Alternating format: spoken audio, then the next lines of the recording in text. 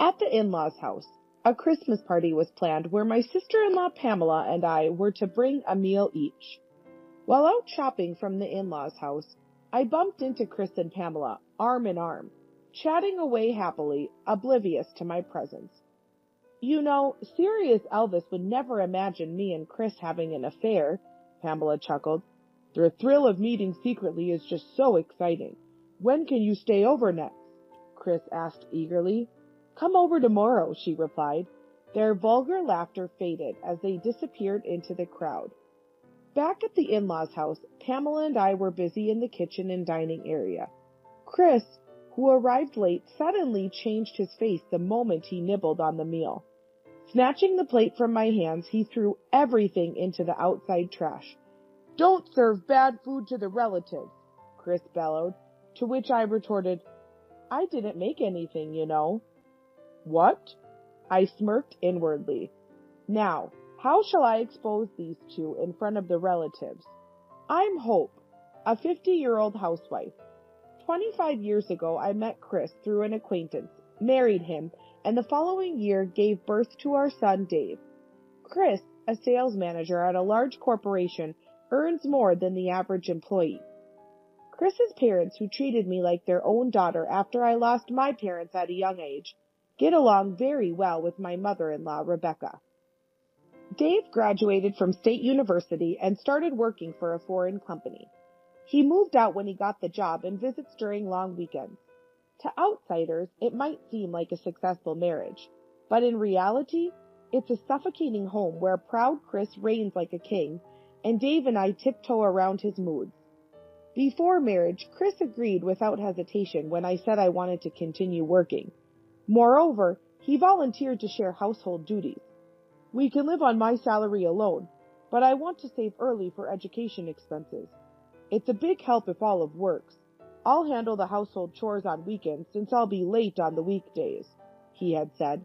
However, once married, things changed drastically. Whether he returned home on time or worked overtime, Chris would just lounge on the sofa, glued to his mobile phone. Far from helping with chores, he wouldn't even carry his used cup to the sink.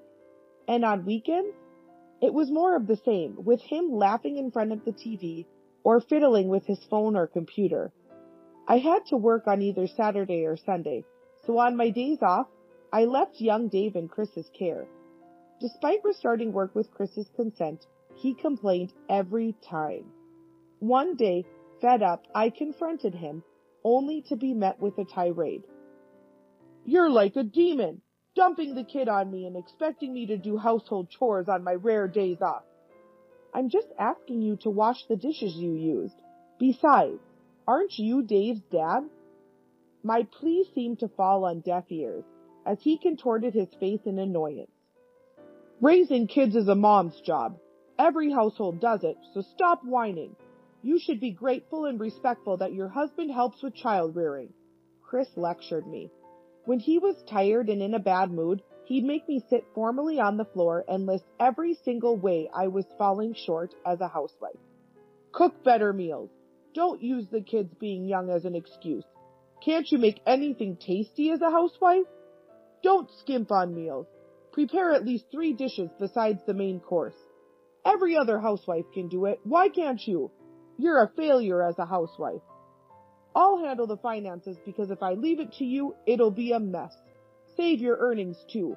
$100 a month should be enough for your allowance. Eventually, when Dave would run up to him, Chris would visibly grimace and escape to his study. Daddy?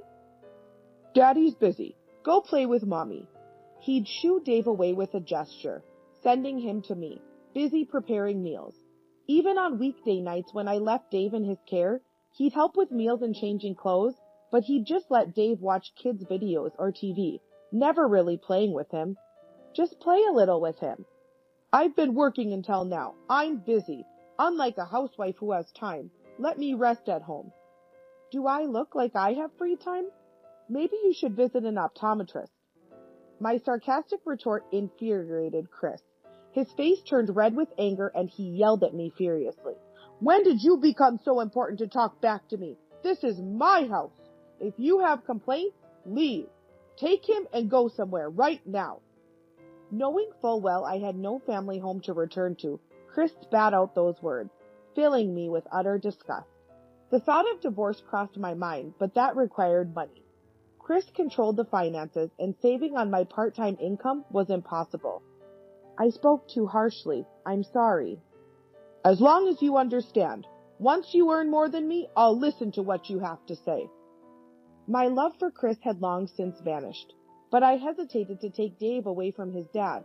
More importantly, the in-laws were kind people, and Dave adored his grandparents. In front of the in-laws, Chris was kind to us. He played the role of a good father perfectly in front of others. While we were dating, Chris was very kind. He never bragged about his knowledge and seemed like a genuinely nice person. But after we got married, Chris began belittling me for not graduating from a national university. Olive probably doesn't know this. Can't you do a simple calculation like this? What? You don't understand? If you're not from an Ivy League or other famous university, maybe you can't keep up with this topic. At first, he would mock me gently with a smile. But as Dave grew up, he started insisting Dave follow an elite educational path. My son should be able to get into the top public high school in the state. It's free if it's state-run. He can save on transportation by cycling since it's close. That's convenient, but maybe he'll find a school he wants to go to when he's in middle school. I won't allow anything but that school. Transportation and tuition fees are a waste. I was astounded.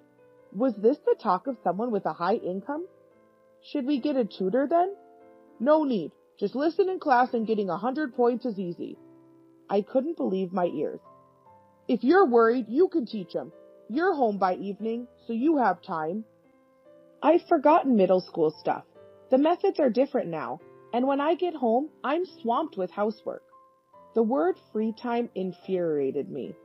Even as the kids grew, there was still a mountain of work beyond house chores, like supervising homework and checking the next day's necessary items. Chris then twisted his mouth into a mocking smile. I guess it's too much to ask of someone as uneducated as you to teach. Poor Dave, having a mom who graduated from such a low-level school. I was stunned, and Chris continued. By the way, I let you keep working because you said you'd manage the housework. But how long will you continue your job? What? The house has been a bit messy lately, and it's unsettling. Why not quit and focus on Dave's education? Prioritize your family over making pocket money. I stared at Chris wide-eyed. He's the one making the mess.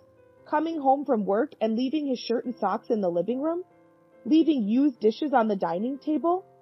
Bringing books from his study and leaving them piled up in the living room and on the sofa? It's not about pocket money. I'm saving for Dave's college and our retirement. We discussed this when I resumed working. I swallowed the words, "You're the one making the mess," and just said that, but Chris sneered.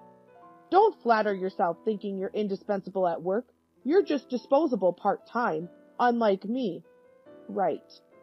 Anyway, make sure he goes to the same university as me. I won't accept anything else. His words were provoking, but I held back from retorting. Arguing might make him reluctant even to contribute to the college fund. Later, when Dave got accepted into his desired school by himself, Chris boasted about it as if it were his own achievement. Yeah, he got into that Ivy League feeder school. Smart like me, my son. Without a single congratulations or good job to Dave, Chris bragged to everyone with a smile. I felt disenchanted with him. Someday I'll divorce him. But time passed without action, held back by financial worries and concerns about living. Eventually, Dave graduated from university and started living alone when he got a job. Recently, my conversations with Chris have diminished significantly. This started about 6 months ago when his weekend work and overtime suddenly increased. Our household finances are managed by Chris. I'm fine with him increasing his allowance with his extra earnings, but recently, a large amount was withdrawn from my credit card without my knowledge. Investigation revealed the purchase of a high-brand bag. When I asked Chris, he responded with an annoyed look. I maxed out my credit card, so I used yours. We're family. It should be fine. That fine thing is a 2000 brand bag. Who did you give it to? It's a birthday gift for my niece. I felt suspicious. Chris's brother Elvis has a daughter from a previous marriage, whom Chris has always adored. But would he really give such an expensive gift to a college student? Later, when he came home smelling a perfume and I questioned him, he mentioned his niece. I took her out to eat. She's busy with her part-time job and can't come to grandmother's house this Christmas. So I thought I'd treat her. She seemed lonely with Elvis overseas. It felt dubious, but since I'm not close to the niece, I hesitated to ask her directly. With unresolved feelings, the seasons changed to winter. As Christmas approached, Rebecca called Chris. What? You hurt your back? Chris pressed the speakerphone button so I could hear. Just twisted it a little. I have my husband, so it's nothing serious. But it seems impossible to stand in the kitchen this Christmas. Maybe I should hire a personal chef service. Chris quickly suggested. Don't worry, I'll have Olive make it. What? I was irritated at his casual decision. After all, Christmas at the in-laws' house meant a gathering of the entire family, about 20 people. It's a big task with so many people. Normally it would be manageable if it were just me and Olive, Rebecca sighed. Well, Pamela and Olive can prepare and bring the food. Cooking for 10 should be easy, Chris suggested casually. Pamela is Elvis's wife. This year, Elvis remarried a woman 12 years his junior. It's their first Christmas, but he has to work overseas and won't be back until after the new year. I glared at Chris's back as he made these offhand comments, as if he could cook even potato soup. Olive, Chris says this, but may I ask for your help? Yes, it's okay. I'm sorry to trouble you. Thank you. Mom, don't worry about anything. Just rest. Chris, with a smile, ended the call and then turned to me. Hey, don't be a burden to Pamela, he said haughtily, though he never helps himself. I was irked inside, but tried not to show it and asked, Chris, you're helping with Christmas preparations too, right? You're off work and have no plans. Suddenly, Chris became vague. Well, actually, I have to work that day. Again? Hasn't it been a lot lately? The office is closed, but there's a mistake by one of my subordinates in a deal. I have to apologize to the client. Always doing aftercare. It's a hassle. Chris laughed off and scratched his head. As someone who's only experienced working in small office jobs, I wasn't sure if that's how it is in big companies and just tilted my head. But when I mentioned it to Dave, he looked doubtful. Working after the 20th when it's the office closure? Taking subordinates to the office? That's strange. Yeah, it does seem odd. But with Christmas being so hectic, I didn't want to start a fight and dropped the topic. Eventually, Christmas arrived. As promised to Rebecca, I brought meals to the in-laws' house.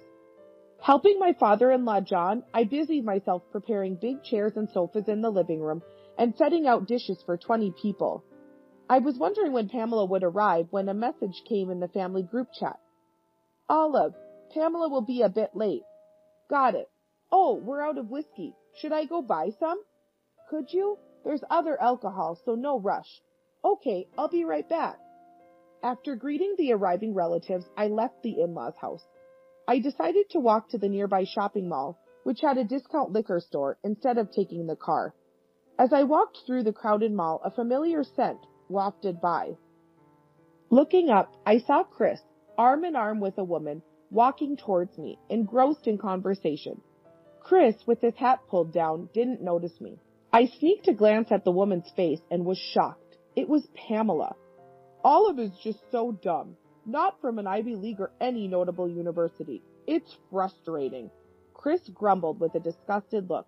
His loud voice echoed in the mall. But Dave graduated from such good schools, right?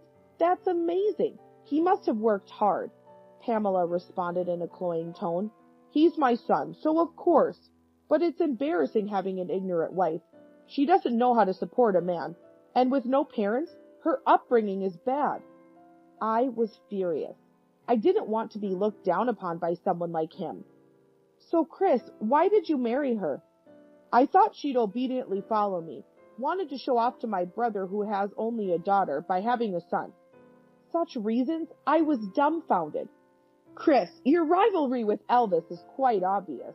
I heard Pamela chuckle as she walked past me. I had stopped in my tracks without realizing it and moved to the edge of the path to avoid blocking others while listening to their conversation. Pamela and Chris had stopped a little distance away, buying drinks as they talked. Serious Elvis would never imagine me and Chris are having an affair, Pamela said. The thrill of sneaking around is just great. When can you stay over next? Come over tomorrow. Okay, I'll be there. Olive believes anything if I say it's work. So convenient she's clueless, Chris laughed crudely. They disappeared into the crowd with vulgar laughter. I trembled with anger. I had my suspicions, and they were indeed having an affair. And with Elvis's wife? They must have been mocking Elvis and me all this time. Unforgivable. Just watch. I'll give them a Christmas they'll never forget. Before returning to the in-laws' house, I had a stop to make, so I called Rebecca and then headed there. When I arrived at the in-laws' house, Pamela was preparing drinks and appetizers in the kitchen with Chris's cousins and their children. Where's Chris? He's not here yet. Should be arriving soon, right? I see. They probably came separately to avoid suspicion. All the relatives had already arrived. The older men at the large table were red-faced from drinking, loudly chatting while watching TV. I approached Pamela with a suggestion. Actually, sure, that works. I made a mistake, so it's good timing. I can show off my cooking skills to everyone. Can I switch these dishes? Your cooking deserves more than these plain plates. Wow, thank you. Meanwhile, Rebecca, who had hurt her back, was pouring wine for relatives in the dining room. Chris finally arrived, dressed in a suit, carrying his laptop case. Got caught up with work even on Christmas. Tough being a salaried man, huh? Chris joined the relatives, starting to drink. Olive, thank you. Can we start bringing out the meal? Let's all eat together. Rebecca called out to us in the kitchen. Okay. I prepared plates and silverware, waiting for Chris's cousins and Pamela to return to the kitchen. Pamela was chatting with relatives while bringing out appetizers. With a meal for 20 people, it needed several trips to bring everything out. As I was deciding what to carry first, Chris appeared. Oh, Chris, you're helping too? It's tough with all this. Chris, seemingly already tipsy, didn't respond, and started nibbling at the prepared meal with his fork. Hey, that's bad manners. Chris exaggeratedly grimaced and for some reason opened the kitchen door, stepping outside with a plate of food. What's going on? I followed and was speechless. He opened the trash bin and dumped the meal inside. Chris went back and forth between the trash bin and kitchen a few times, leaving the empty plates in the sink, then turned and yelled at me. Don't serve bad meals to relatives. I just blinked in disbelief. I didn't make anything, you know. What? It was all Pamela's homemade dishes. For a moment, Chris looked confused, but then he quickly turned to complain to me. Don't lie. Those are our dishes. I know you made it. That's because, seriously, what was that taste? Pig feed would have been better. It's me and Mom who get embarrassed if you serve bad meals. Can't even make a decent meal. You're a failure as a wife. No, as a woman. I calmly informed the furiously yelling Chris. Your taste buds must be off, too. Pamela's meal was delicious. Haven't you ever eaten Pamela's cooking?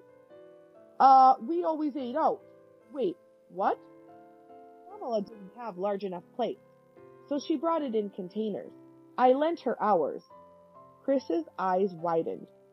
She's made too much, thinking to split 10 portions with me, but ended up making enough for 20, so I gave my half to Dave to share with his friends. I explained carefully. Pamela wanted to show off her best dishes to everyone, so it seemed like a good opportunity. Why didn't you tell me sooner? Inwardly, I smirked. Chris always criticized my cooking. I knew he would complain if I served Pamela's food on our dishes. I never expected him to throw it in the trash, though. Now, how shall I expose them in front of the relatives? This is going to be an interesting Christmas. Just then, Pamela arrived at the door, so I loudly announced, Can you believe it? He threw all the meal Pamela made into the trash. The wine bottle fell from Pamela's hand onto the floor. Chris, who turned at the sound, saw Pamela's shocked face and turned pale. Chris, what does this mean? Pamela, well, that's... Chris was at a loss for words. Pamela's eyes welled up with tears. I ordered ingredients from their origin, researched recipes, and spent a whole day making it. I was so excited to serve everyone a delicious meal. And you threw it all away? Pamela's tearful plea made Chris fumble for an excuse. Sorry, it was a mistake. I'm drunk, see? Don't use being drunk as an excuse. Didn't your parents teach you not to waste food when you were a child? I exploded with pent-up frustration, speaking harshly to Chris. Always acting so superior to me and Dave, the real you comes out when you're drunk. Chris started to retort, but held back in front of Pamela. Perhaps because being close to the room would make the noise audible in the dining room, but it was too late. Sorry for serving a meal worse than pig feed. I'm such a failure as a woman, right?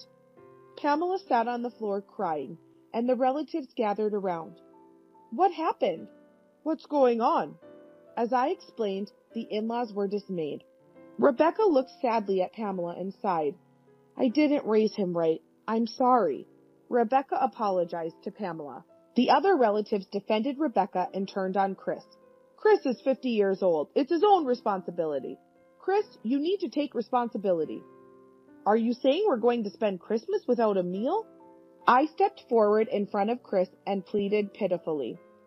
I'm sorry. The mess happened because I swapped the meals on the plates.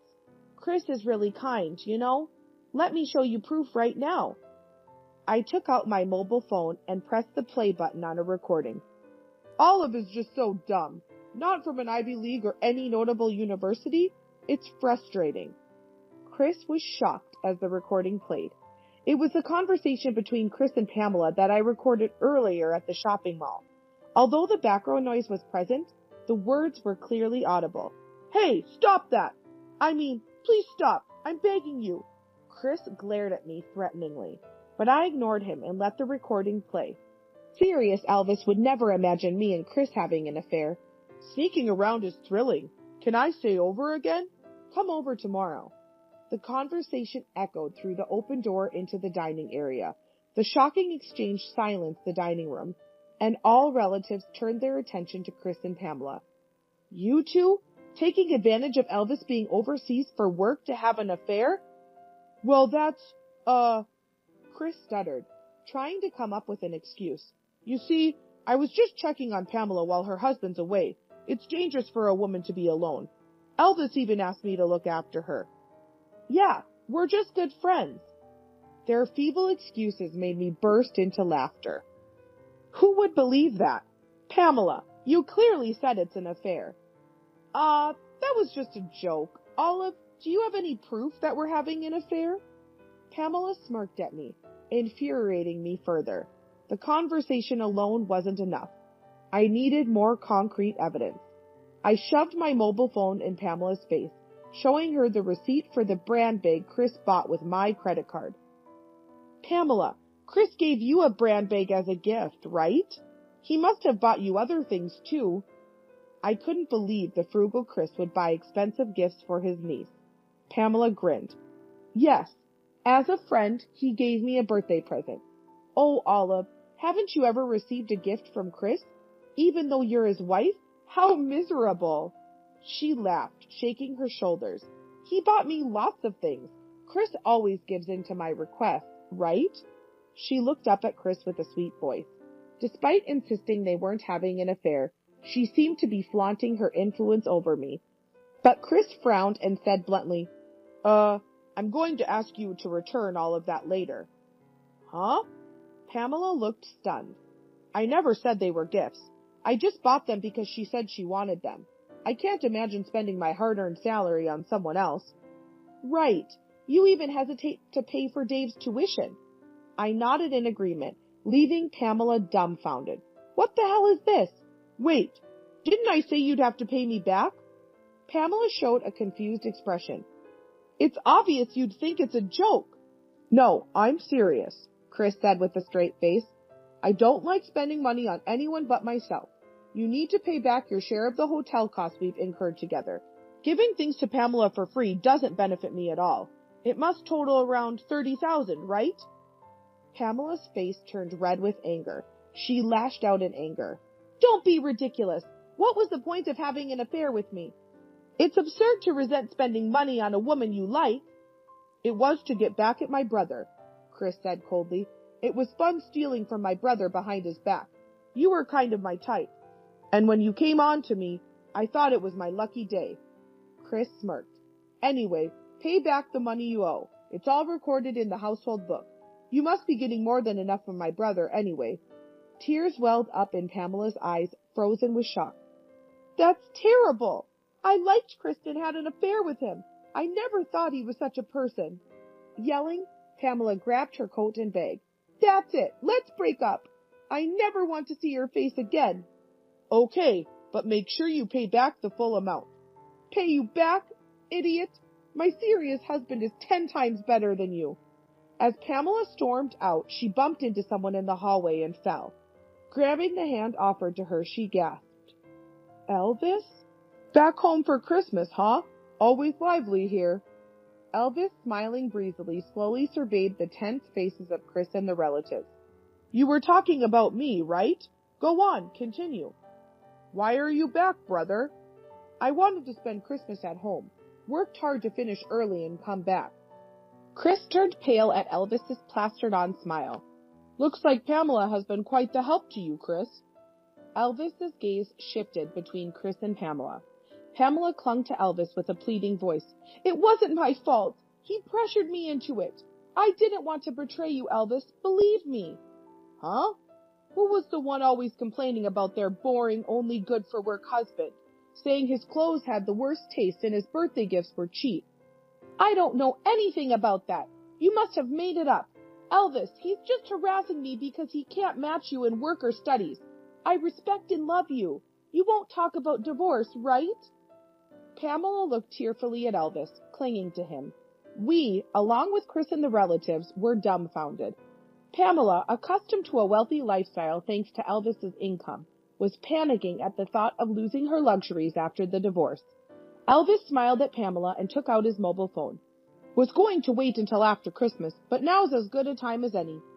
He swiped his phone screen and images of Chris and Pamela appeared, snuggling up and entering a hotel, gazing at each other while waiting for a traffic light, kissing while getting out of a car. One compromising image after another appeared on Elvis's phone. Elvis, when did you... I had a detective follow her when I left for Japan. Asked him to tail my wife as soon as I was gone, Elvis explained casually. Every time I came back, more brand bags and accessories filled the closet. But there was no purchase history on the family card. Naturally, I suspected an affair. Elvis shrugged and looked coldly at Chris. But I never expected the affair to be with my own brother. His usual kindness gone. Elvis's voice was filled with intense anger, silencing the room. There's more. Do you want to hear the conversations recorded through the hotel room, too? No, that's fine, Pamela replied, her voice barely audible. So, you'll agree to a divorce? Yes. Pamela slumped in despair while Chris surprisingly remained calm. Poor brother. First his wife says they're incompatible, and now his second wife cheats on him. And his daughter didn't even go to an Ivy League college. Chris mocked Elvis. In comparison, my life's a win. I fathered a son, my boy, landed a job at a top company, and I have a happy marriage. I've beaten you, brother. You're an idiot, I said, disgust in my voice. Chris blinked, surprised, as I half smiled. You're heading for a divorce, obviously, and neither your son's education nor his job is your achievement. It's all Dave's. Of course it is. The relatives nodded in agreement. Divorce? Over a single affair? Don't be ridiculous, Chris exclaimed, his eyes wide. Chris, you don't need to come for Christmas from next year, the in-laws said quietly. Why not? Because we're disowning you. What? Disown your son who gave you a grandson? You're joking. Chris laughed, but his laughter faded as he saw the serious faces of his parents-in-law. And so, they spent Christmas in a somber mood, a hellish one for Chris and Pamela. Pamela, having signed the divorce papers Elvis brought, left the in-laws' house. I apologized to the relatives for the commotion and returned home. As I was leaving, the in-laws apologized to me. After Christmas, I sent the signed divorce papers to Chris. I kept the apartment we lived in while Chris moved to a smaller one. After much reluctance, Chris and Pamela eventually agreed to pay me a hefty alimony, as negotiated through lawyers. Chris, with his high income, could afford it. Later, Elvis revealed something unexpected. Chris had been secretly investing in stocks and had almost depleted his savings. He had to borrow money to pay the alimony. Overconfident and underprepared, he had lost heavily in his investments. That explained his reluctance to fund Dave's education. After confessing the reason for his divorce to a colleague, the news spread throughout his company. Ashamed, Chris quit his job and now works part-time, withdrawing into his apartment, distrustful of others. Pamela, used to living luxuriously on Elvis's money, had no savings and begged her parents to pay her part of the alimony. Angry, they paid it, but made her work at a relative's company, where she's closely monitored and worked hard. After the divorce, I moved into a 3-bedroom apartment and lived comfortably. Free from someone constantly nagging about household chores, I took exams to become a full-time employee. No more snide remarks, and I can spend my money freely. I feel incredibly refreshed. Now I want to watch over Dave and spend the rest of my life meaningfully.